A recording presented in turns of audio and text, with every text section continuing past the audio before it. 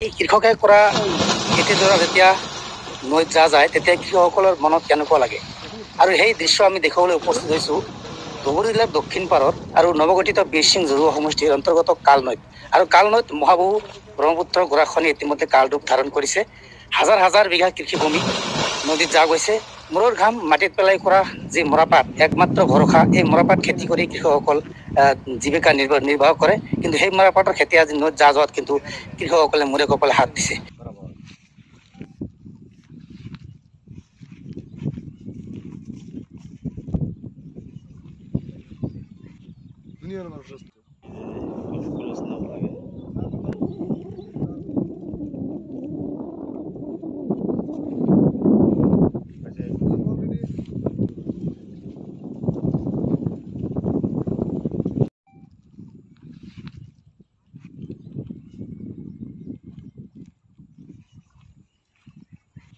Dünya মানুষ